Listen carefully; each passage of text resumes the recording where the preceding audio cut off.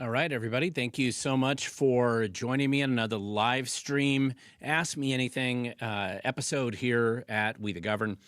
And just in case you don't remember, when you go to ask me any questions, and we will be taking your questions in the comment section, depending on what type of device you're watching this live stream in, it'll either be here to the left or possibly down below your screen where you're actually watching the video right now.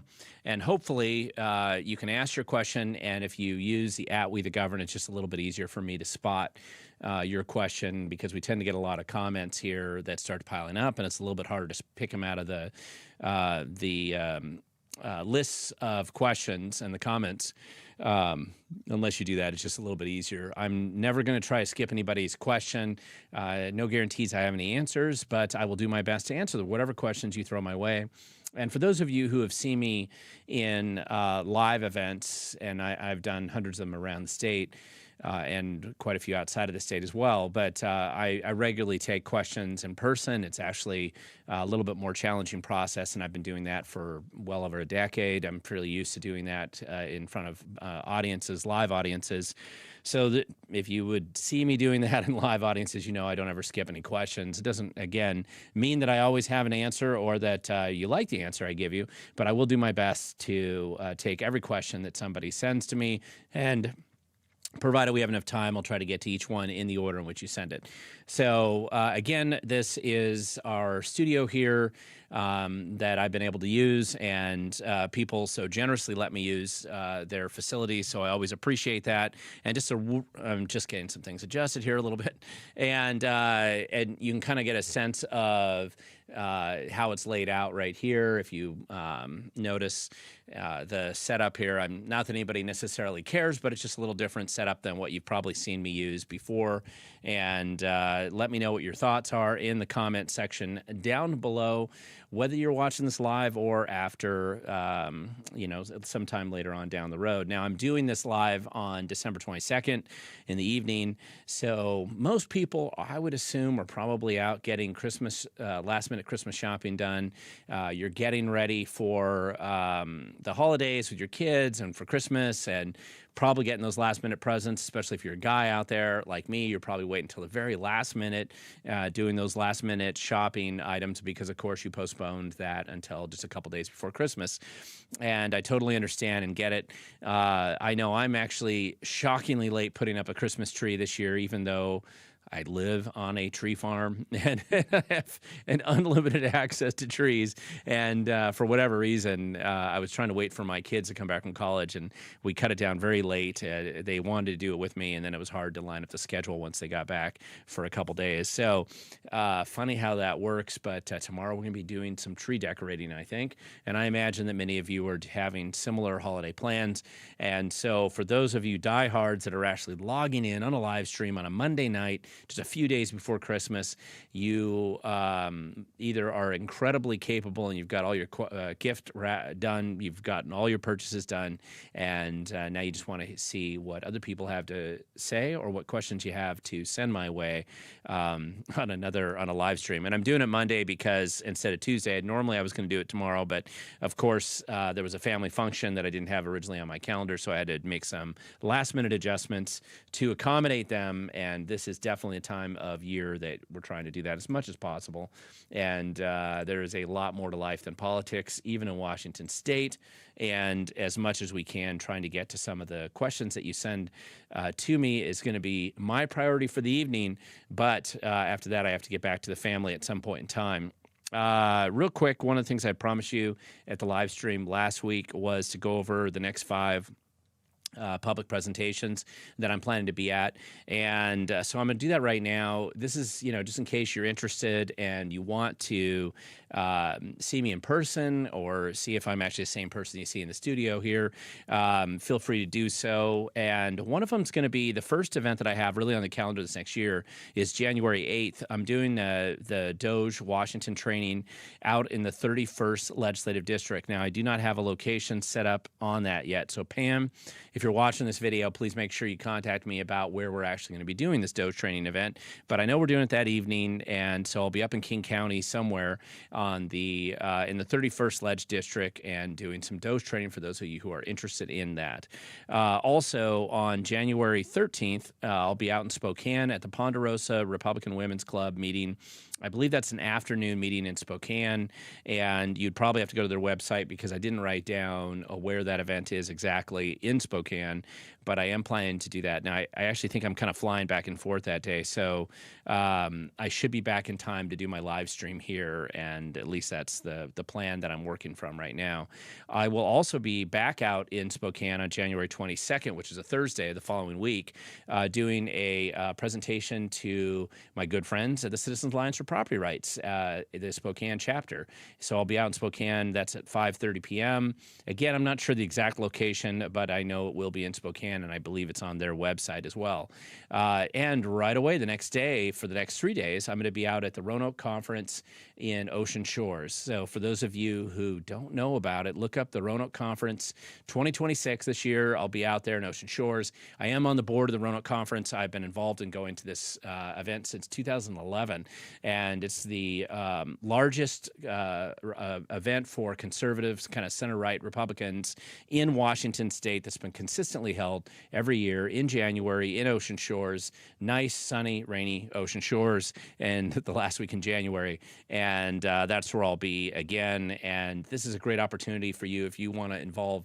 It's not just the speakers or the roundtables and everything, but it's also an opportunity in between the events to really meet, and especially afterwards at some of the after parties, to talk and meet with other activists and concerned people probably just like you all around Washington State. It's a great chance to meet a lot of people without having to drive 30,000 miles, 40,000 miles a year like I do around the state. You get a chance to meet a bunch of them all in one place out in Ocean Shores. So January 23rd to 25th, that's where I'll be. And if you are interested in going to an event like that, you can just look up online and register at the Roanoke Conference online in Ocean Shores for that last week in January. The last event that I have on that at least that I wrote down, that I have scheduled there is in February 18th. I will be at the Women of Washington, which is out in Medina, and I'll be doing a presentation that evening. And it's been a couple years since I've spoken to that group. One of my favorite groups in Washington State. I always enjoy speaking to the Women of Washington. A great group, and I'm really excited to be out there. And so again, these are all opportunities if you want to meet me in person, and if you want to see if I am able to answer questions in person, similar to how I do it in a live stream broadcast like I'm doing right now. So let's get to some of these questions. I do see them starting to pile up here, and hopefully, even though we're just a couple days away from Christmas, this is still a helpful live stream for you. And as always, I'm interested in your feedback on anything related to Washington State, what I'm doing right, what I'm doing wrong, where you're logging in from if you want. It's always interesting to see that.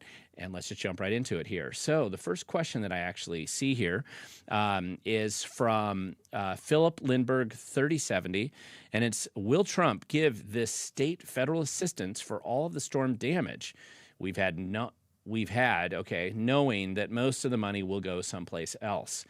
That's a great question, actually, and obviously for anybody living in Washington State, you're aware that we have had a significant problem with the just terrible destruction with flooding in Washington, and especially the flooding and the damage on Stevens Pass and Highway 410, and really I-90 going eastbound. If you've looked at some of the reports there, lots of serious damage on a lot of these major highways that included landslides. Mainly it's the landslide or the river erosion, depending on which one we're talking about. And they did cause a lot of damage, I mean, genuine damage.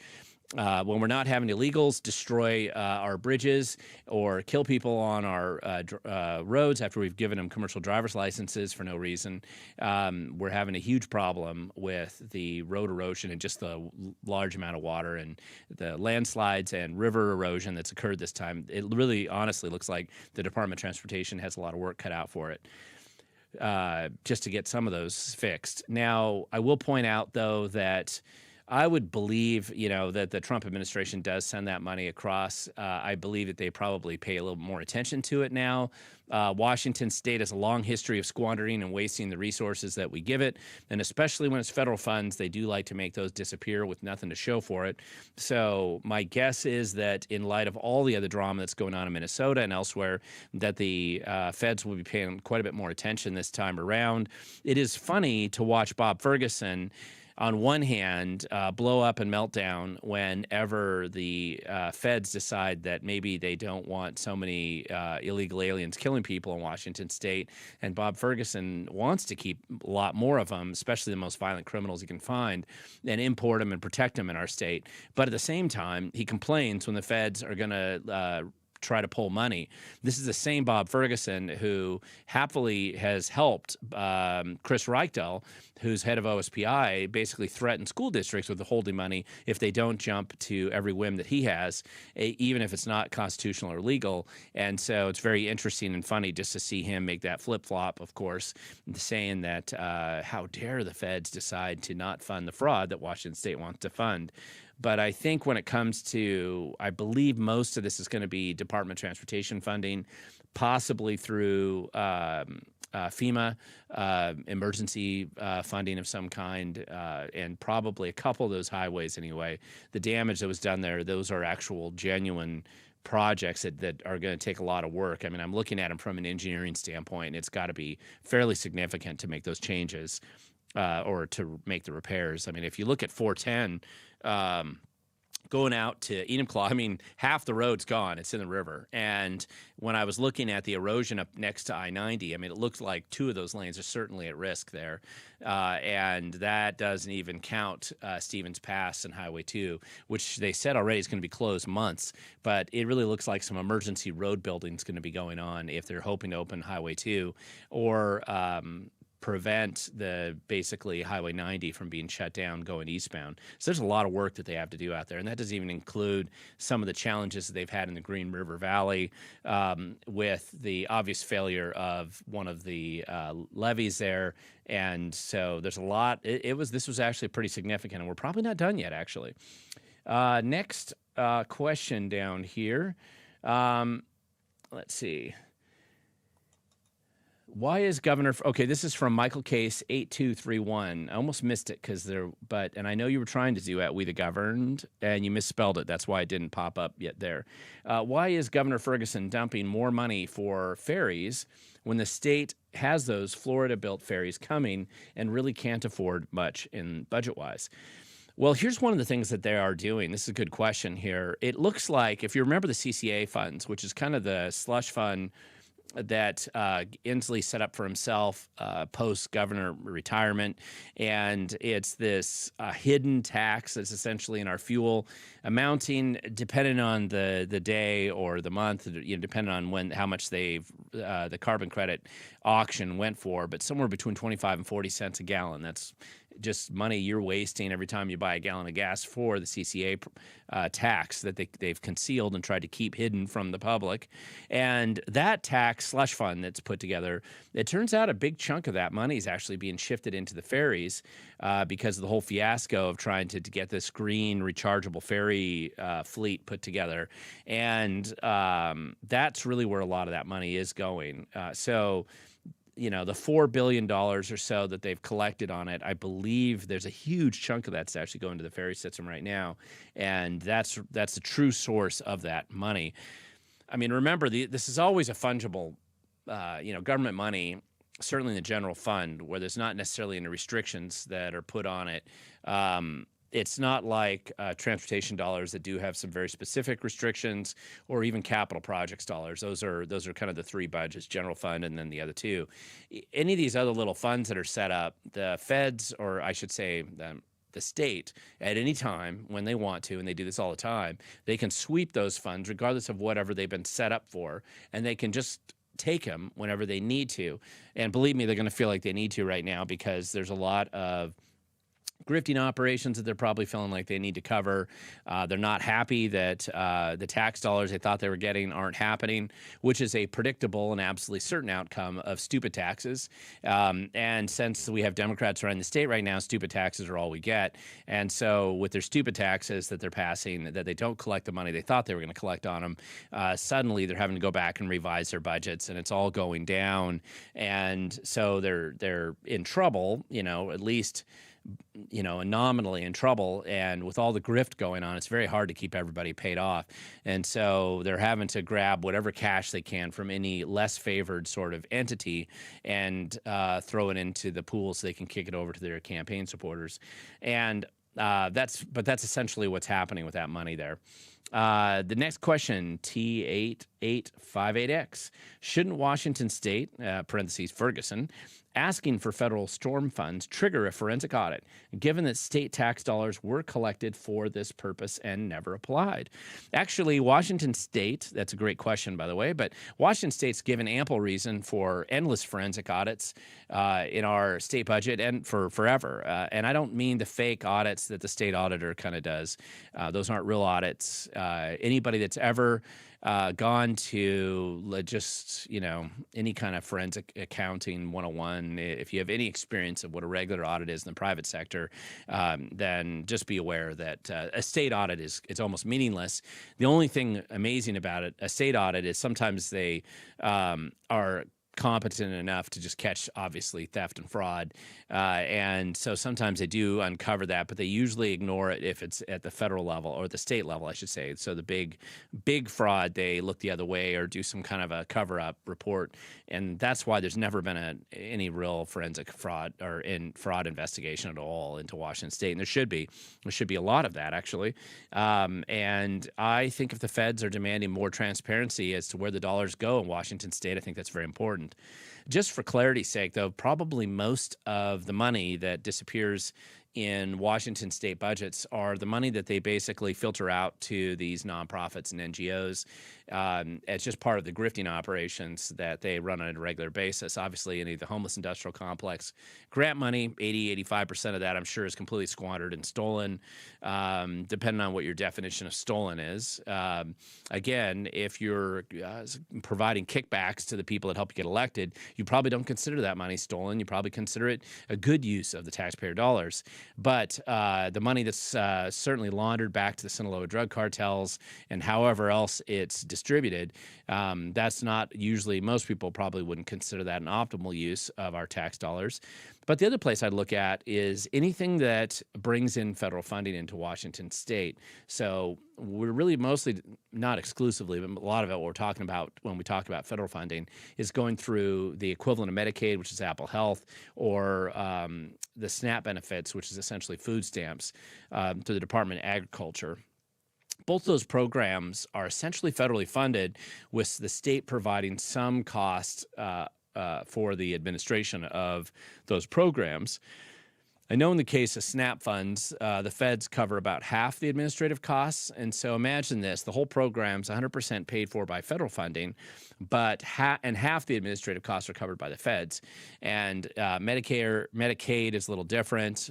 You also have HUD money, you have unemployment security issues, you have a lot of money that comes from the feds. And essentially, Washington State has had a declining level of fraud investigation or awareness or attention because they're disincentivized from finding fraud. The first time I ever had some DSHS employees come to me as whistleblowers, they pointed out that every dollar of fraud that they would discover, the feds would use that dollar of fraud and cut the budget the next year. And because DSHS is structured to view the people who take these benefits as clients, then they know that if they have fewer clients, then there's a potential there could be layoffs at DSHS because the federal funding could dry up. And so generally what they do is they want to look the other way. They don't really care about fraud. They're happy to accommodate it. It's widespread. It's all over Washington State. It's no different than Minnesota.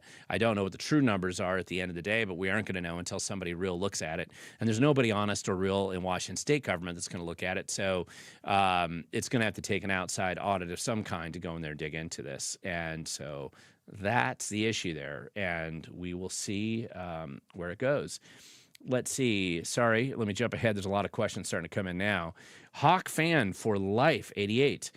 If enough signatures got collected in the voter ID initiative, what are your thoughts on it actually passing in the state? That's a great question. And I'm not going to go down that road until I see the turn-in event, which would come up in, gosh, I can't remember if it's January 2nd or if it's that next Monday. There's a weird, normally it's usually in December, but this year the way it worked out, the turn-in for the signatures for there's 3 initiatives that are collecting signatures on out there right now, but the turn-in time would be, I believe it's that first week in January. If you want to know for sure when it is, you can go to the Let's Go Washington website and look at it, because I know that they've put it on their calendar and they're planning to be there with the 2 initiatives that they have. And I believe the other initiative, if they have enough signatures, they'll be there as well to turn in their signature sheets. If they aren't there, that means that they'll have to probably do it again, or but we'll have to see. But from what I'm aware of right now, it looks like the Let's Go Washington people are obviously trying to get every signature they can because they want a bigger buffer. But to my knowledge, they're doing really well, and I'm anticipating that we'll be seeing the announcement for 2 different initiatives in early January. But again, if you have those signature sheets, make sure you get them turned in to wherever they need to go to Let's Go Washington or any other handout. I know the deadline that they posted on the bottom was a few days ago, but they really have another week or so of collecting those to get them organized. Believe me, it takes some time on the back end to count and prep and make sure that they have enough and they know the true number before they turn them in. So the more that you can get to them in advance, the better off everybody's going to be. But once we see that and once the Secretary of State signs off on it, then the question is, will the legislature decide to pass it as law or ignore it or let it go to the ballot or vote no to let it go to the ballot? Either way, that's a different question at that time. One thing I can guarantee on pretty much all of these is if it does go to the ballot, the teachers union, the leftists, the grifters, they're going to all litigate against it. And so I imagine that that's going to be part of the big battle. Let's see. Red Girl Reviews. Where are we at on the natural gas ban? Good question. That was in front of the Supreme Court, and I do not believe they have made their final announcement and decision yet. I don't know if they're just trying to figure out how much they've been threatened or what they can get for giving the governor what he told them to do. Our judges, certainly at the Supreme Court level, are pretty much mostly corrupt to their core. So we'll see what they do. They're very political creatures. It really would help if we had just one honest judge even in that mix, but I don't believe we do right now. So we'll have to see what happens. Obviously you're always going to have a loaded situation go into the Supreme Court on almost anything that's political because they've pretty much all been appointed by Democrat governors at this point in time. And that's how it is. Let's see. Average Geek Joe, what's the deal with getting election integrity on the ballot next year? Well, the only way you get formal election integrity, that's a generic term. Okay, so there's a number of different issues that you would have to look at on what's called election integrity issues. And if you watch my videos, you know I've covered a lot of these topics. The Department of Justice lawsuit, it's not an investigation anymore. They're suing Secretary of State Steve Hobbs, whose big announcement, by the way, in the last 2 weeks has been the fact that he has finally gotten major donations of Dungeons and Dragons games to a variety of libraries in Washington State. I'm not kidding. That's actually the Secretary of State's press release. He's not paying attention to the voter rolls, other than the fact he's trying to hide them. He's just focused on getting D&D games out there, which, listen, who doesn't mind a good game of Dungeons and Dragons? But it seems like if you're the Secretary of State, you'd have higher priorities out there. In his case, he doesn't. And he has been investigated and obviously litigated against for concealing Washington State's voter rolls from the feds. And so it's bad enough that the guy cosplays and dresses up like Captain America and, waves around Thor's hammer too. And then he made banners out of that. It's goofy and it's absurd, but sometimes people actually want serious people in government. We just don't have that right now. So, but that would be one issue is addressing the voter roll cleanup. So you could do that probably in some way. although it's covered under federal law. There's a number of federal laws that our state violates on a regular basis. But then you also have the question of eliminating mail-in voting and then requiring identification when you go and actually vote. Because as we know, the Department of Licensing hands out driver's licenses and apparently commercial driver's licenses like confetti at a parade. And there doesn't appear to be any restrictions on who they give them to, how often they give them out, and the fact that they register everybody to vote, whether you can speak English, you're a U.S. citizen, or whether you want to vote or not. They just sign you up every single time, multiple times often. That's our Department of Licensing in action. When they aren't having your identity thefts stolen because of their incompetence and how they manage your data at the state level, then they hand out driver's licenses to everybody and register you to vote. And I'm sorry, it's not funny, but I mean, I'm laughing more at the absurdity of it all. The truth is far stranger than fiction. And when you have clowns and crooks in government, which is pretty much the ruling class in Washington state right now, it is absurd and ridiculous, some of the situations and stories that we find. But if you were going to get that on the ballot next year, other than assuming if the Republicans get enough signatures and they can turn it in, then that would be a pretty big improvement regarding changing the voter laws via initiative, although I'm sure it would be legally challenged. But even if that doesn't happen, you could also do it again next year as an initiative to the people, which is a different time frame that you'd have to run down, or the feds at some point in time. There's a Supreme Court ruling coming out this summer, scheduled to come out this summer in time for the 2026 elections, that may actually change how they can count ballots, in the sense that they can't just keep counting forever after the election like we do in our state, where it just never ends and there's another month of counting after the election supposedly over.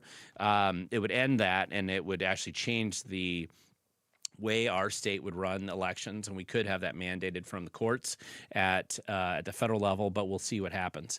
I do think that we do need to strive for same-day counting, just like they do in the third world. America, even Washington state, should eventually get up to third world level elections. Right now, we're in some kind of a not even really a modern industrial world election system, and so it'd be nice if we actually were able to get there at some point in time. Next question here, Dilly Dahlia. I saw where Todd Myers reported that Washington has collected $4 billion in CCA taxes so far and spent only $7 million on flood prevention, staffing, and planning, and of course $15 million on teaching kids how to ride bikes. And that's true. Listen, there is no group of people ever in the history of humanity that's more incompetent at spending tax dollars for no purpose than government. Nobody. They are masterclass experts at squandering and wasting your resources. That's who government is today, because it's not their money and they don't care, and they've got special constituencies to pay off, and so they're going to just take your dollars and squander it and waste it on stupid stuff, especially when it's in a slush fund like the Climate Commitment Act fund, and with zero accountability, and it's structured primarily for illegal grifting operations. With the patina of being sort of legal. I mean, really, after watching Washington state government or Maine or Minnesota or Illinois or New York or California, my big question is, if you're in organized crime, why are you bothering with the private sector? The real money in organized crime is in government today, and the public sector is where you can steal vast quantities of money, almost an unlimited pool of funds that you can squander and waste and steal, and there's almost no accountability, and nobody really seems to be paying attention. I do hope that changes, and with people like you and I out there digging into this, it should change. But at this point in time, that's what's going on. Let's see. Here's another question here. Average Geek Joe, what are your thoughts on the PDC, which is the Public Disclosure Commission, as 2025 ends, and what should be next? Thanks, Joe. Well, my thoughts on the Public Disclosure Commission is that it was a good idea once it lasted. I'm not totally sure the Public Disclosure Commission even takes itself that seriously anymore. Obviously, they got to keep their bureaucracy moving forward. They mostly exist as a way to protect political insiders and punish outsiders as best they can. was hoping that we would get away from that a little bit when I filed the 850 some odd complaints that I filed with them. And as you know, I do keep track. I don't know what I'm up to now, $630,000 of fines plus, whatever the other costs are associated with it. All that money, of course, collected gets thrown into the general fund to get wasted with the rest of your tax dollars. And I'd like to say I could balance Washington State's budget with all the fines that should be imposed on many of the people running for public office. But the truth is that's just not going to be enough. And the Public Disclosure Commission staff have they've been watering down the law for a while now, and the enforcement of it isn't equal, and people are not treated the same. And so it's very biased against, or really biased in favor of certain political insiders, and that's something I'd like to change. Connor Edwards has been filing lots of complaints, certainly double even the amount that I have filed. So it's an impressive display of dogged determination of enforcing Washington State's laws. There have been some improvements in the PDC side when it comes to transparency and stuff, but since they're letting people get away with significant violations like the Washington Education Association and other PACs, then legal violations are going to continue probably in a much greater level, especially if you're a leftist. Let's see. This is funny. Somebody, Hawk fan for life 88. Shout out to all the wives out there handling all the Christmas stuff. Oh, come on. Some of the husbands out there are actually buying stuff at the very last minute, and they're filling in the gaps of whatever they missed and they should have gotten to over the last few months. People like me waiting till the last minute. John Curry, 3641. Why is it our state AG can openly defy federal laws? Well, mostly... remember, what they're doing is they're defying federal laws, sure, but what they're really trying to do is create there's a lot of Trump derangement syndrome that exists on the left, obviously. And listen, I mean, the people that are funding their political campaigns, this is actually what they want. I mean, this is, I think you can argue pretty realistically, you could say that they like having this type of open warfare with the Trump administration. And so if you're in the Attorney General's seat in Washington State's Attorney General, all Nick Brown really feels like he has to do every day is just say mean things about Donald Trump, pretend like he's filing some kind of lawsuits that matter, get all excited about prevailing in some minor level of motion practice early on, and then ignore the final result when you lose. It makes for good campaign fodder. He kind of learned from Bob Ferguson, who essentially ran his 12 years at the Attorney General's office, mostly as a campaign war chest building opportunity. That's where the chicken tuna check scheme came from, where Bob Ferguson basically shook down companies so that he could get checks that he could send out for election time to potential voters and convince them that somehow Bob Ferguson cared about them, even though it was just a shakedown operations. And he didn't succeed with all of them. Obviously, he failed with Value Village. He failed on a couple other times as well, but he didn't put press releases out for those. He only puts press releases out when he has minor motion practice success. And he realizes that's essentially, it's funny because he would put out this press release from his office, and then he would quote from his own press release in the in his campaign finance, his campaign letters that he would send out, the fundraising letters he'd send out for his campaign. That's how Bob Ferguson ran his entire 12 years in the Attorney General's office. And Nick Brown's going to do the same, because why not? That's how it's been run, so that's how they do it. Let's see. And that's how he's allowed. I'm going to say allowed is the wrong term, because they may lose and they may be forced to comply. They were forced to allow ICE to use King County Field, which is Boeing Field, to do deportations, even though they tried to stop that during the first Trump administration. They eventually lost that case, of course. And so ultimately, there's a lot of cases like that. That are going on. James Nice, 1103. Any updates on the status of our petitions? Petition, I'm assuming you mean the initiative sheets or the turn-in. Well, basically, as I mentioned earlier, go to the Let's Go Washington website, and I would recommend going there because they provide pretty good updates. And after all, they're taking point on two of those signatures right now: the Protect Women and Girls Sports, and also the Parents Restore Parental Notification as well. And both of those initiatives, they're scheduled to be turning them in first week of January. It's killing me right now that I don't remember the date exactly on it. So if somebody looks that up, because I'm doing a live stream right now and it's not great live stream material for you to watch me. Just go and actually look something up online. But if you want to look it up yourself on the Let's Go Washington website, they should have the turn-in date there on their website when they're planning to meet. And that is where I believe they'll be doing their last turn-in right there. Let's see. And by the way, that would be the same place that the state Republican Party, same day, same place that the state Republican Party would also be turning in theirs. Those are the only three initiatives I'm aware of out there right now. If you're talking about some other type of petition, you're going to have to be more specific, but I'm assuming that's it. T8858X. This is a question from him or her or whoever that might be. Why is Bob Ferguson such a rat? Well, it's a great question. I hate to insult rats by comparing them to our governor, but I think really what you mean to say, so I'll interpret your question, is why is he such a bad guy? Part of it's that corruption's been rewarded in his case all along. And I think that the more corrupt you get and the more used to corruption, and when power's gone to your head and you live in a complete bubble in King County and Seattle area, you're only surrounding yourself with people who basically think the exact same way you do.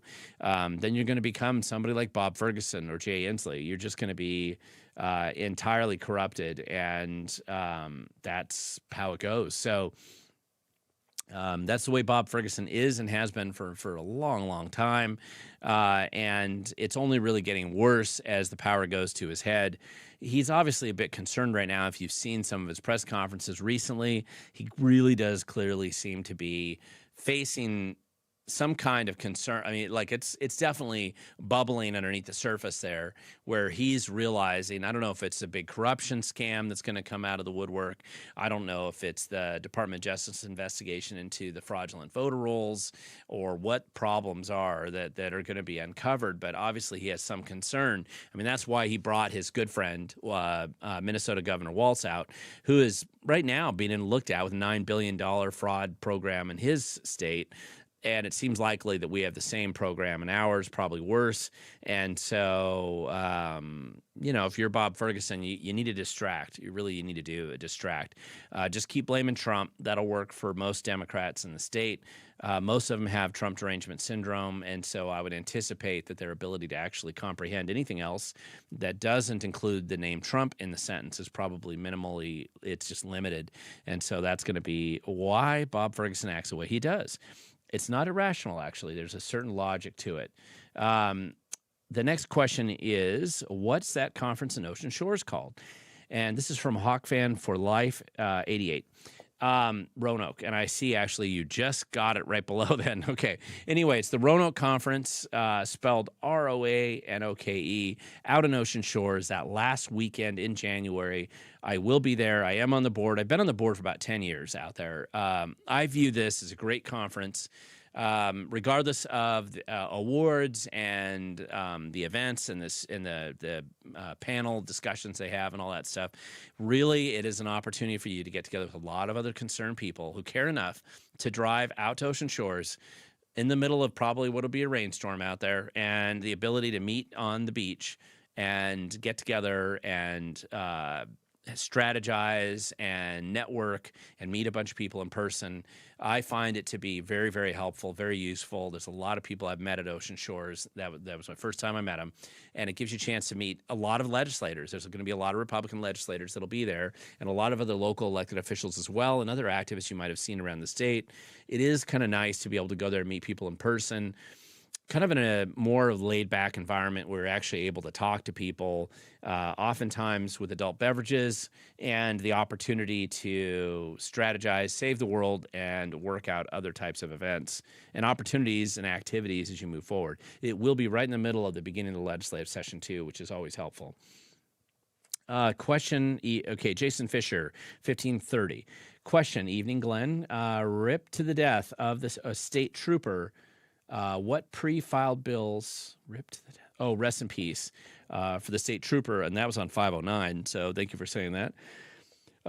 With pre-filed bills in the state legislature have caught your eye so far? Good question. Yeah, and for those of you who don't know, I mean, it's a terrible story up on 509. There was a state trooper hit twice, actually, and killed on the side of the road in 509. I don't have all the details there, but I will point out that kind of so there's a state patrol office out of Tukwila. Back when I was younger, between 14 to 16 years old, I wanted to be a state patrolman for a little while, and so I joined the State Patrol Explorers. They don't have it anymore, but I was in the State Patrol Explorers at the time. And the office, my home office, we had meetings at the Kent Police Station. That was where our State Patrol troop basically met. Our crew would meet there. But then when I was doing ride-alongs or I'd be doing other types of work, I would usually be at the Tukwila office, which is right there by, right up there in Tukwila, right by SeaTac. Actually, it's in SeaTac now, and that's where I would meet. And the 509 would be one of the roads when I would do ride-alongs that we would sometimes be on. And so, you can just imagine how terrible it is for the family of this trooper that he was killed while he was, in the line of duty out there. Listen, nobody likes getting pulled over and getting a traffic ticket, myself included. But it's an important job and important work that they do. And really, a lot of the time, they spend time going to terrible car accidents, which is what I spent time doing when I was doing ride-alongs back when I was 14 to 16 years old. So, I don't think I did. I think I was 17 maybe when I got out of the Explorers, but it was a great opportunity, great experience, gave me a lot of respect for the career path. It also convinced me not to be a state patrolman, but that was terrible. Now, sorry. So you mentioned the state trooper, and I appreciate that, Jason. And then you're asking me about the pre-filed bills. So there was one pre-filed bill.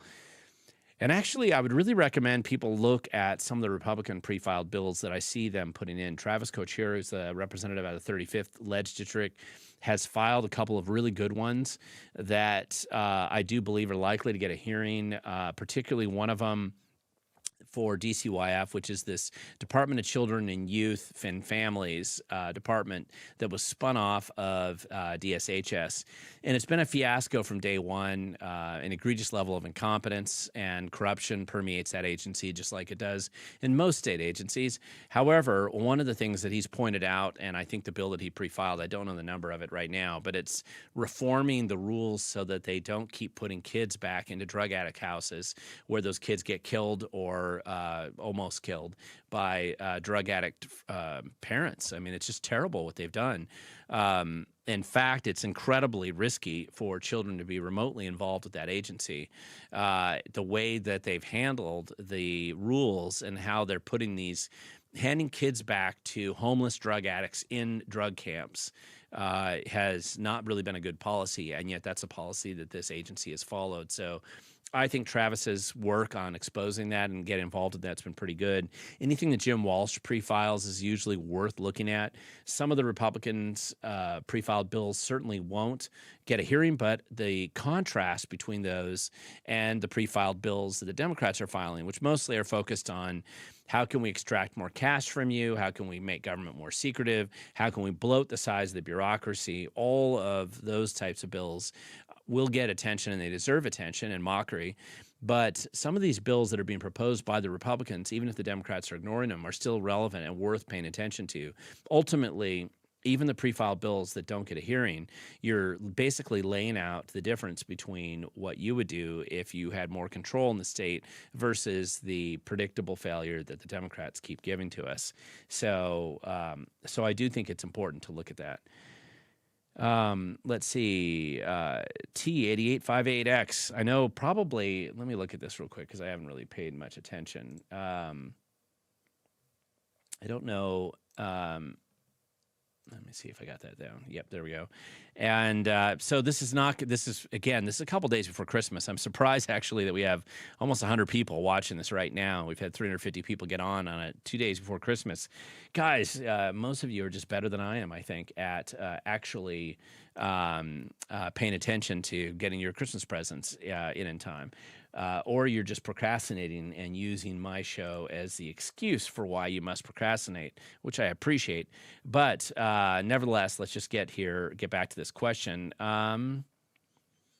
Let's see. Okay, sorry. Anyway, so T8858X, you were one of the ones asking a lot of questions here today, which I appreciate, and it's always important. And the more people asking questions, the more variety we tend to get in here.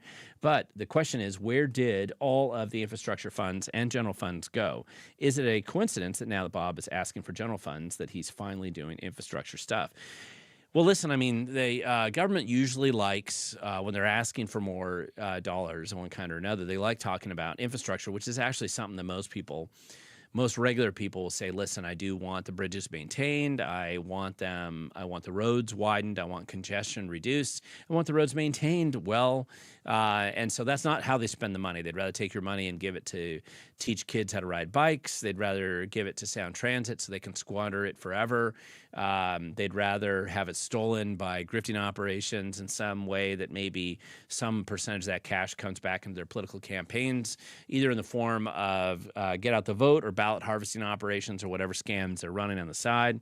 And so when you hear him talking now about the obvious and irrefutable need to do reasonable infrastructure repairs, this is an infrastructure growth. It's really just repairs on all the damage done recently.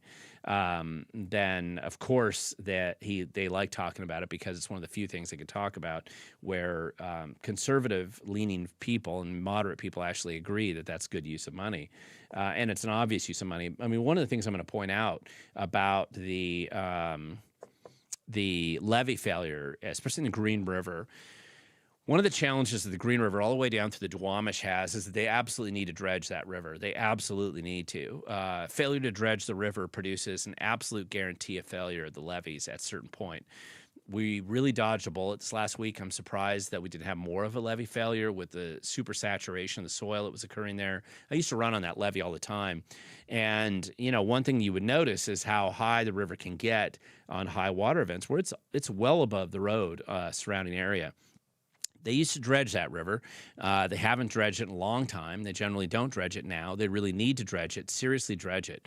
And they can do it in a way that it doesn't damage the salmon habitat at all if they do it at the right time of year. And they need to do it seriously because they need to drop the level of that river to be lower so that when you have high water levels like we do now, just trying to rely on the Howard Hansen Dam and whatever, you really have two dams that would affect that area quite a bit on the Cedar River and then on the Green, and to have that be your flood control operation exclusively with no midpoint level if they have to do an emergency release down there to protect the valley is absurd. It's not just farms that flood anymore. When I was a kid, a little bit more it was farms. Certainly it was more when my dad was a kid. That was really the era in which you had a lot of farms in the valley. But they've taken all the good farmland, they've put concrete over it, and they've decided to put warehouses and manufacturing facilities all the way from Auburn out through the Duwamish. That's fine, except that it could all easily go underwater. As we saw recently, just a little bit this last week, it's a high risk, and the stupid policies the Department of Ecology and others have to increase the inevitability of a disaster in the future should really be looked at closely, and there should be some intervention, and they should do that down there. They need to get that river in that whole area needs to be improved quite a bit. But yes, they like to waste that money on stupid things like mitigation. There was a study that I had read years ago, and I'm not going to get into it actually right now because I feel like I'm missing too many questions here. But it had to do with soft costs versus hard costs in the 1960s versus now on transportation projects. And between that and prevailing wage costs, you've radically jacked up the cost per mile of any kind of improvement that you get now and with any of the roads or bridges, and the net result has been just far less investment in infrastructure, and so a lot of our infrastructure is not in the position that it should be. Let's see. Bob Ferguson doesn't care about the Constitution. Come on. Yeah, no doubt about that. I think Bob Ferguson cares about himself. That's about it. Probably the only priority he really has. And the secondary related question is, what does he think he can get away with to ensure that he has more political power? Power, money, and control tend to be the dominant ruling characteristics of the political class that we see today. Jim Kuhn, 01T. Merry Christmas, Glenn. What character is Hobbs rolling in his D&D games? Ooh, that's a good question. I would definitely ask him because I think he's going to be proud and he'll tell you. How can he have time for games when we all know how corrupted the voter rolls are? It's easy. Listen, if staff's willing to let you, to some extent, there's a part of me that really does like Steve Hobbs as a person. Part of it, the nerd kind of culture growing up, I totally appreciate that. Dungeons and Dragons, great way to spend quite a few weekends. And I know a lot of kids, boys mainly, that do that. There is a certain point in time when you're an adult and you get into significant position of political power that people want you to. Even if it's a hobby on the side and you like those games at home, they aren't going to necessarily want you to be going out to Comic-Con and dressing up like Captain America, and certainly not putting up banners where you're dressed like Captain America, that you put up at trade shows, which is what he's done. It's funny. And I don't know if what's happening is like people aren't around him telling him no. Like normally, this is one of the challenges you have if you're around people that are fairly wealthy, and Hobbs has money too, and then you're in a position of power. Oftentimes you're surrounded by yes men more than anything else. Rarely are you surrounded by people who, at least you don't let them last long, who will actually step in and say, listen, that's the wrong thing to do, and you need to, challenging them and in a respectful way usually. But if you worked in a startup company for any length of time, like I did back in the day, you were always surrounded by people. You purposely brought in people that would see things differently so that your ideas could be continuously challenged and you could avoid catastrophic mistakes that you might otherwise make if it was all up to you. No one's usually smart enough to necessarily make the right call every single time. And so you surround yourself with a kitchen cabinet of staff or people that are willing to give you true feedback so that you can take that feedback and make good decisions. And Hobbs must just have nobody around him that is telling him when he's doing stuff that makes him look like a weirdo, and particularly when there's serious issues out there. Now, he may not take elections seriously at all. His staff, probably some of them, aren't taking election or integrity. That's certainly a very low priority for them.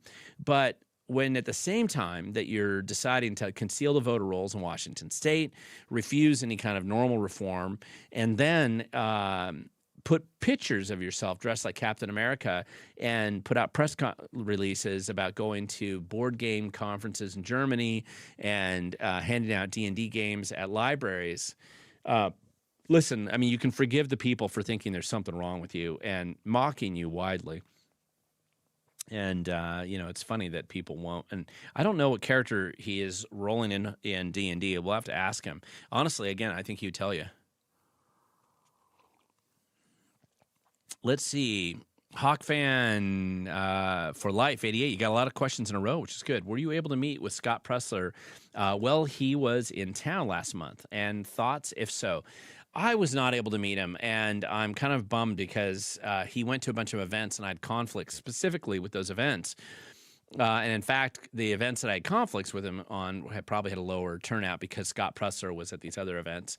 I do like cheerleaders that are coming along to help cheerlead for good things. One of the things that Scott Pressler was so well known for was getting people to register to vote and be engaged. And so I like getting people engaged. But our state doesn't need more people to register to vote because everyone's registered to vote. You're registered to vote whether you want to be or not, and usually you're registered to vote more than once. And if you can't speak English, you're not a U.S. citizen, they probably registered you 4 or 5 times. So basically, we don't have the problem that he's oftentimes going out to some of these states where they have normal voter registration and people actually have to make an effort to register to vote. He's able to sell that and get out there. But anyway, we'll see how it goes. Mind Blown Watcher at We the Governed, and it didn't pop up there because there were spaces. The GOP chair Walsh promoting Pressler's initiative, but when will the GOP get serious about ballot harvesting like Pressler also emphasized? When will Washington have a true opposition party? Well, that's a good question, but the one thing I'm going to point out about this is putting your faith in the party, political parties in general. I don't Listen, obviously, I speak at a lot of Lincoln Day dinners. I help at a lot of Lincoln Day auctions. I'm the MC at a lot of them. I don't think there is a Lincoln Day dinner in Washington State that I haven't spoken at over the years. Usually many times. I'm always available every cycle. That cycle's coming up again, and I'm filling my schedule already with a lot of Lincoln Day dinners around Washington State, which I'm happy to do. I'm here to help. At the same time, I think that people on the conservative side of the political spectrum seem to basically presume that there's a savior out there coming in to save you politically. There's a savior coming in to save you for the next life, but that's not what we're talking about. We're talking about politics here, and you can't presume that somebody else is going to come and save you any more than you would expect somebody else to come in and save you if you had some problem at home or any other scenario in your life. Most people try to, on the conservative side of the political spectrum, try to find ways of saving themselves or having a plan that they can save themselves or help themselves as best you can. Obviously, you look out for your neighbor, you try to help other people as best you can. But you can't just presume that somebody else is going to come save you. And that also applies to a political party. I think people get lazy because they presume that because there's a political party that you basically agree with and people are in charge of it, and maybe you like them, maybe you don't, but if you like them, then you just presume that they're going to come save you and you can fall asleep on the job. I think a lot of people voting for Trump thought the same thing. And it's a very destructive sort of mindset, because it kind of reminds me of this. God, what was that? During COVID, there was QAnon, or what anyway. Just so you know, anybody that tells you don't worry, other people have it under control, that is a lie. That is never true. That is somebody discouraging you from being involved because they want to have fewer people involved to oppose them. Those are just always bad messages. Those are messages made to discourage people from participating in the political process or from paying attention to what's going on around you. Anytime you get a message like that, there is something wrong with that message. And so people presuming that you're just going to hand it off to somebody else and that they'll save you is a mistake. Nobody's coming to save us. We have to save ourselves. We might get help. The Trump administration may at times come in and help us. It's amazing to me, actually, that they're actually sticking to their guns on some of this investigations and the lawsuits. But Washington State is not center of the universe as much as it might be for us. And so the major battles, most likely the major battles on election integrity, won't be battled out here. Now, I want to help them. I want to encourage it to be done here, but I think the big battles on election integrity are probably going to end up being resolved in some of these other places: Georgia, Arizona, Pennsylvania, Colorado, Arizona. I already said Arizona, but Nevada and California and Illinois. A lot of these states that have had a lot of problems, and they're just closer to the bigger fight that's going on. Now, we want to save and fix Washington, and we can have allies in that fight, but ultimately it's going to be up to us to do it. And that's what I think people who are running away don't understand, is that they're just running away to lose again somewhere else, and that's all they know how to do is run away. So you can't win that way. That's the path to certain loss in the end. And assuming the party's going to come and save you at the end of the day is not the right solution. They are an ally. They're a vehicle for solutions, if as much as you want to utilize them for that, and you should, and work with them for that. But again, at the end of the day, I don't think that's going to be enough. I think you help it, but it's not enough. Wow. Okay. Let me see what I just missed here. I don't know if I missed some questions because I feel like while I was here, they started piling up. I have a question here for Jason Fisher, 1530, and I'm going to try to go and get up to some of the questions that I think I might have missed. Let me just get out of this and pop back in because I think maybe my questions dropped off. Let's restore that, and let's get back to these questions. Sorry about that, guys. Okay, there we go.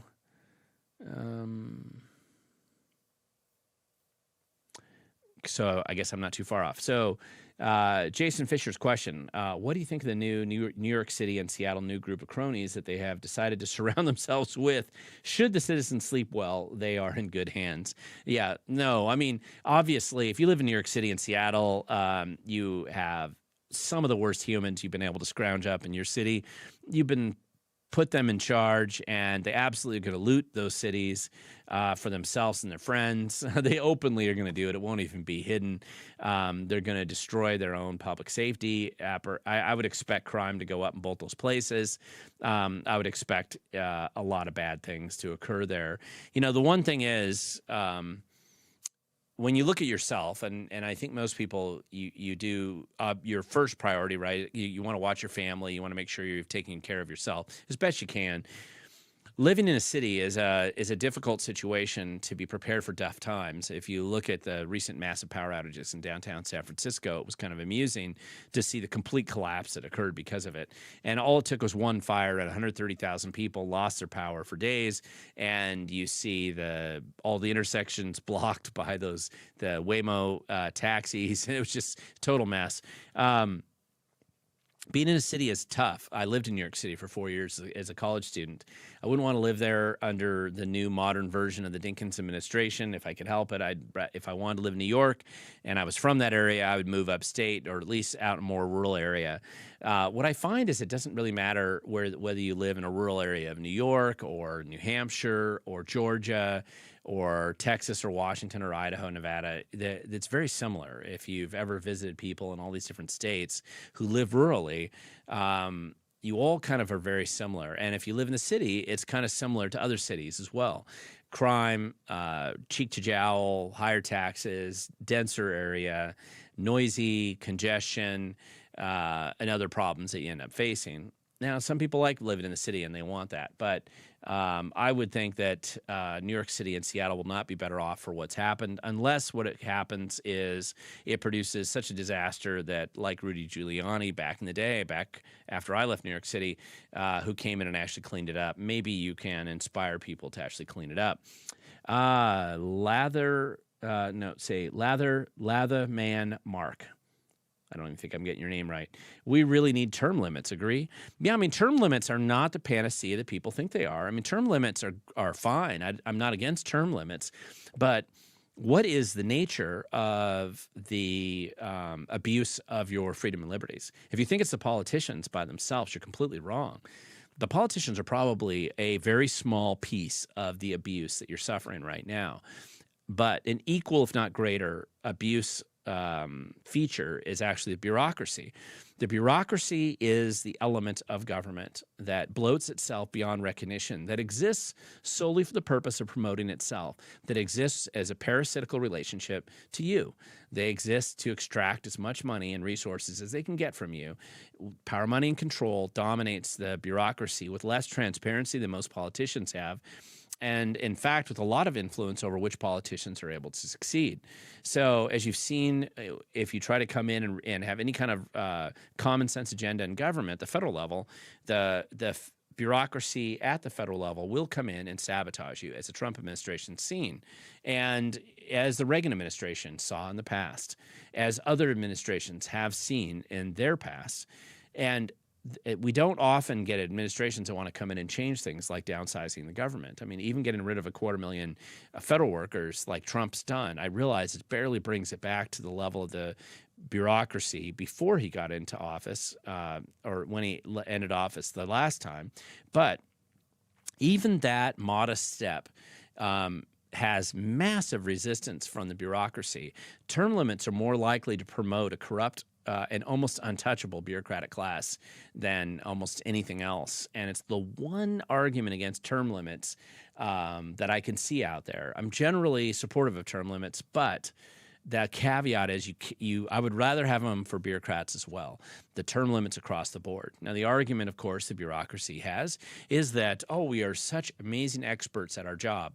Nobody's learned how to squander your taxpayer dollars more efficiently, effectively than we have. If you replace us, you're just going to have amateur hour all the time in the bureaucracy.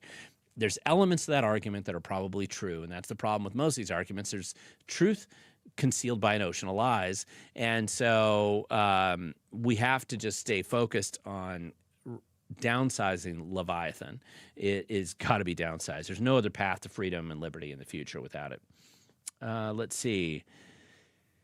T8858X. That took him going to Germany while votes are being counted. Hobbs. Yes, it did. That was not a question, but that was a comment, and you're absolutely right. Red Girl Reviews. FYI, just signed all 3 initiatives at the Target Nissaquah. Good to hear you.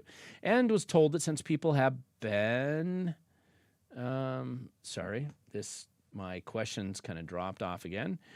Let me get back to where you were there and read those questions one more time. Sorry about that. That's not great live stream stuff, I'm sure. Let's see. Okay. Just signed all 3. Was told that since people have been so receptive here, they will likely be in the same place tomorrow. Okay, yeah. There's a lot of people getting signatures out there right now, and as much as they're collecting signatures, they seem to be doing pretty well out there. B-Bear 55, could an effort on the federal level require voter ID? Yes, it could, and it should. Also, do you think Washington will clean voter rolls by 2026 elections? They may be forced to, whether they want to or not, and that is the question that will happen. We have to answer, I guess. Let's see. William Kirk covers 2A topics in Washington. And that's the Washington Gun Law channel. And I do encourage all of you to go to William Kirk's Washington Gun Law. You should be subscribing to that channel as well as mine if you don't already, but probably most people watching this do. Should governments adopt blockchain-based voting systems to enhance voter integrity, or do the risks outweigh the benefits compared to traditional voting methods? Here's the thing. Blockchain-based voting systems are terrible, and the reason why they are is they can be manipulated. Don't think they can't. They can absolutely and will, without doubt, be manipulated. Most likely what they would do is they would design a system that there's not that many people that truly understand blockchain technology, including me, and what happens is they can come up with some system that looks like that's what it is, but it's really manipulatable. And I think you would just significantly reduce voter participation, with zero ability to truly audit what the heck's going on. I think you stick with something that doesn't allow, it makes it very, very difficult to cheat, and it makes it very easy to be transparent and to audit. And if we can't have that, then the elections are weak. And in-person voting, a distributed model, paper, auditable, transparent, documentable, that's what we have to do. And that's what's going on.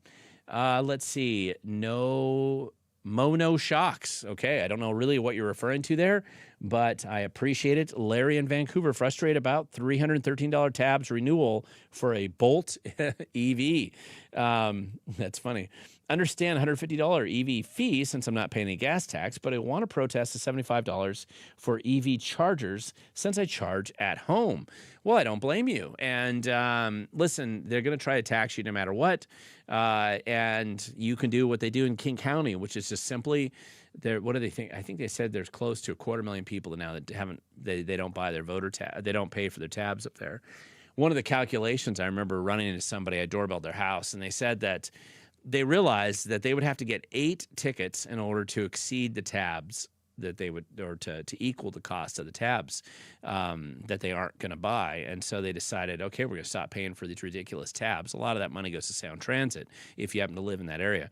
And so they stopped paying it, and they realized 5 years later they didn't have a single ticket, and they saved a lot of money.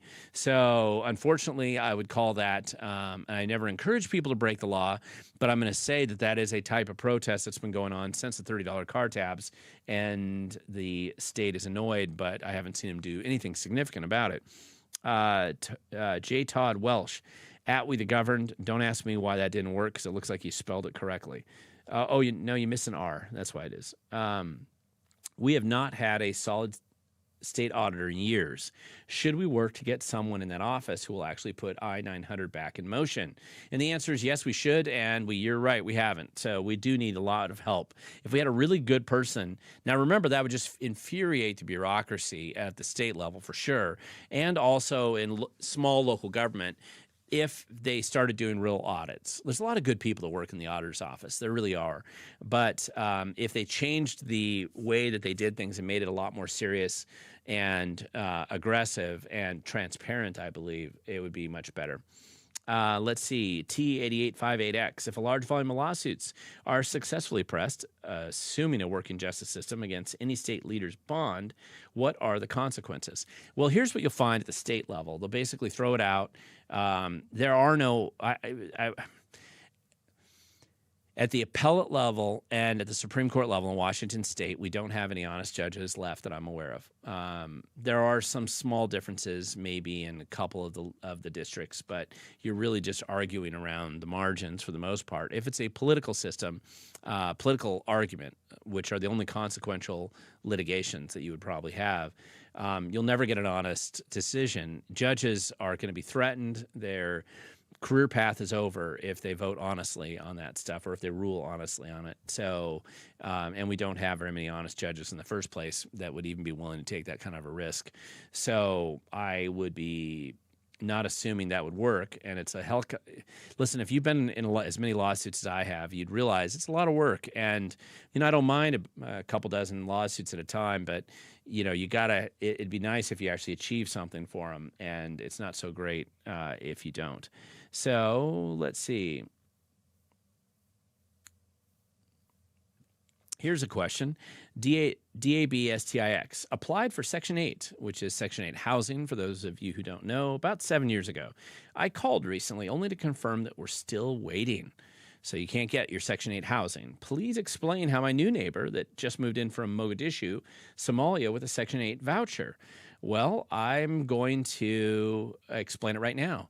Our entire system in Washington State is thoroughly and absolutely corrupted from the beginning. And of course, non-U.S. citizens who can't speak English, and especially if they're willing to commit fraud, will always get preference over a local citizen trying to get the same services. And you don't have to believe me, just watch and see what happens when you go to apply. That's exactly what's going on. You've just simply watched an example of DEI in action in the state bureaucracy. They know that this guy from Mogadishu will vote for the person they want. Oh, that's right. They aren't supposed to vote, but they've been registered to vote. And so they'll be able to vote at least once, maybe twice, who knows how many times. And they'll vote for Democrats. The Democrats going to look the other way. So the bureaucracy is going to look the other way. And that guy from Mogadishu is going to be willing to scam the system in a way that will bloat the bureaucracy's budget enough that the bureaucrat will feel like they have job security. If they put you in there, you might accidentally do the right thing and not try to rip off the government and not try to bloat the problem and make it worse. And so you're not good for job security for a bureaucrat. The bureaucrats get job security from the corrupt programs that they operate. So that's why you see the difference. I hope that it helped you understand it, but I'm sure you probably already know, judging from how you asked that question. Let's see. I'm trying to go down here. No Shocks at We the Govern. Larry, Q2, can we organize a class action lawsuit against Washington for Inslee deciding landlords had to let renters skip rent during COVID pandemic, the plandemic? I don't know. That's a good question. As class action cases go, it's not the worst idea, but also I wouldn't consider that one as much of a home run. I'm actually working on trying to find some plaintiffs for a type of class action lawsuit that I think will succeed. But that's not the one. I would say, look, you need to talk to attorneys more familiar with class action cases. Now, keep in mind, you're looking at 6 years before you really know for sure. But you got to get going on it if you want to do it. And probably you would not be alone. The thing about class action cases that attorneys will like is that oftentimes the payout's big enough that they're willing to do it without having to get any kind of contingency fee set up in advance, usually. So if you have attorneys that aren't willing to do that, that means they don't think that you have much of a case. But also, if they're politically tied in attorneys, they won't do it because they'll be told not to. And that includes pretty much every law firm that did a bunch of work for the Attorney General's office, which includes almost everyone in Seattle. So any big firm, they're already compromised, most likely. Let's see. Let's see. The state is booting spinal disabilities, ADA disabled, from housing and state help and services for illegals. They've replaced them with illegals. You've talked about it for 3+ years. Yes, I'm sure they are. That sounds like our state. That's what they would do. They would take the most vulnerable people, throw them out on the street.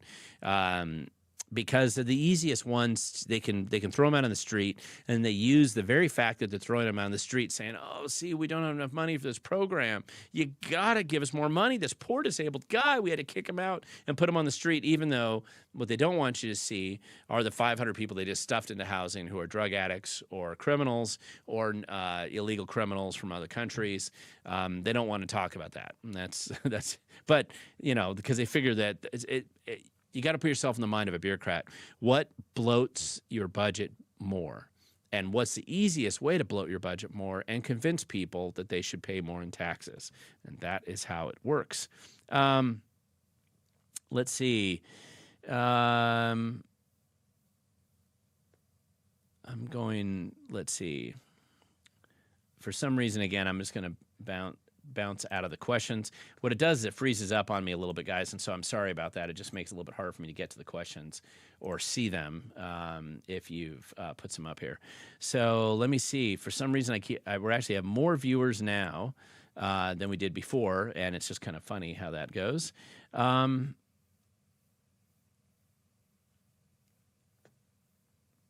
Okay, let's go up here. There it is. Okay, here's the next question.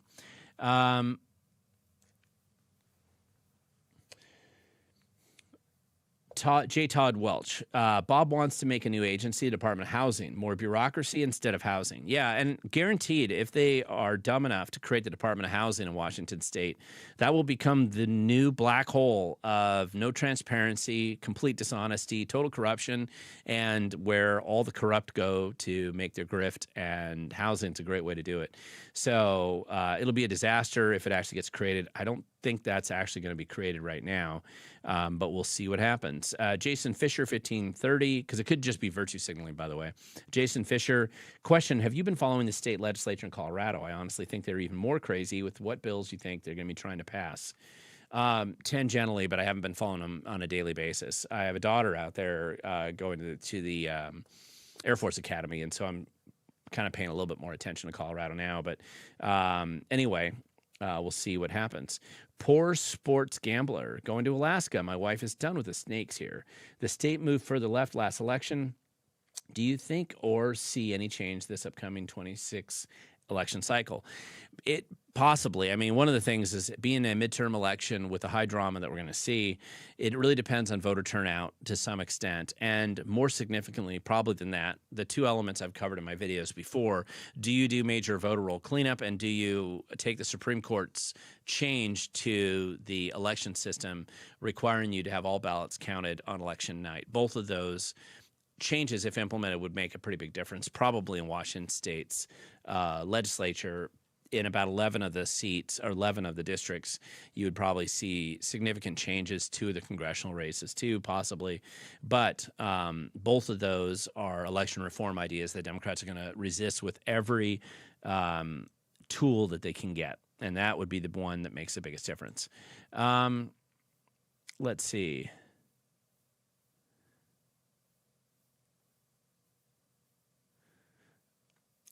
There's somebody here talking about the dams. That's right.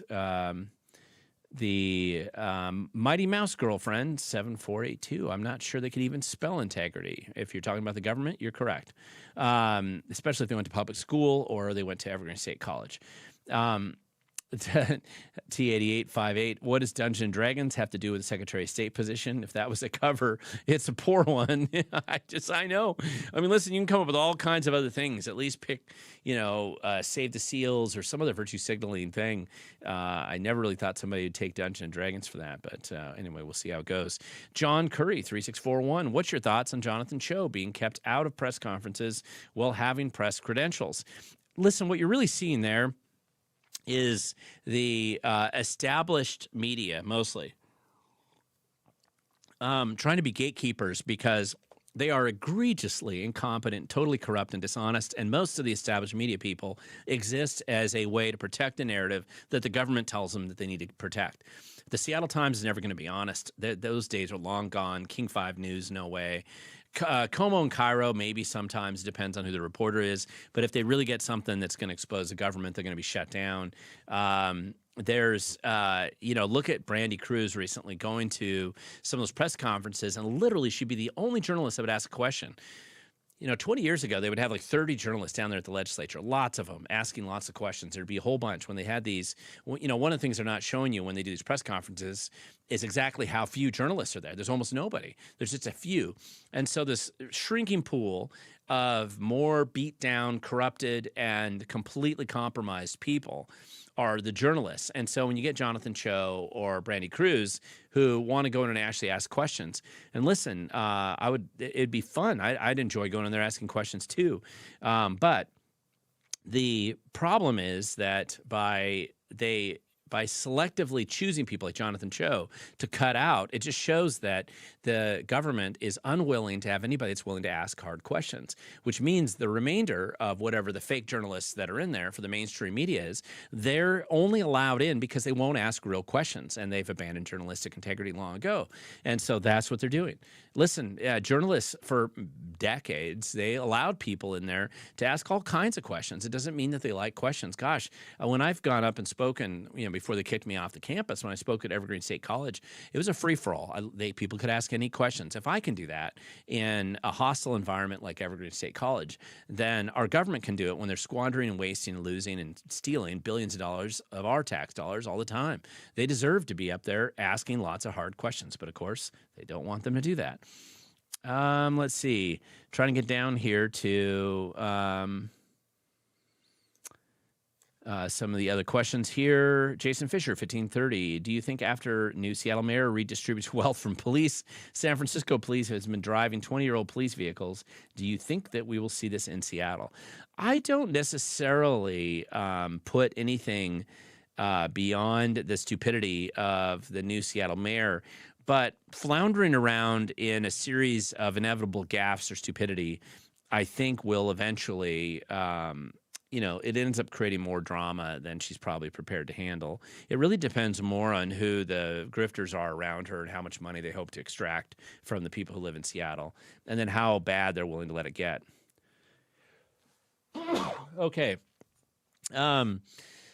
I think what I'm going to do here right now, we're at 7:20 right now, so let me just kind of wrap this up a little bit here.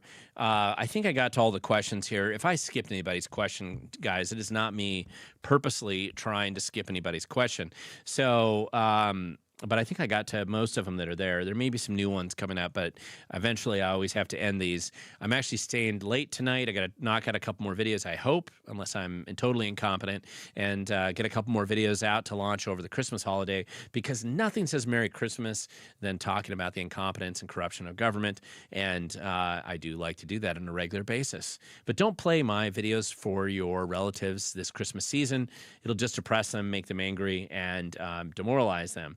So we'll just have to see what happens moving forward.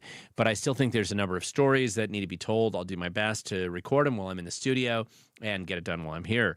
But thank you guys so much for logging in. I'm surprised at how many people were online, actively asking questions and jumping in during this live stream. I am always honored and impressed with as many people as are willing to do that. I'm going to end this like I always end every video that I do here. And thank you for joining me in the new studio settings. I'm still trying to figure out these cameras here. But I'm going to end this video like I do all my videos. In the end, if you want to make a difference, you're going to have to be willing to show up. And it's not just because the future belongs to those who show up. It's because that's the only group of people that it belongs to. People who run away, people who stay at home, complain, assume somebody else is going to come save them. They're irrelevant in the final solution. They just are victims caught with the tide of whatever political chaos is coming their way.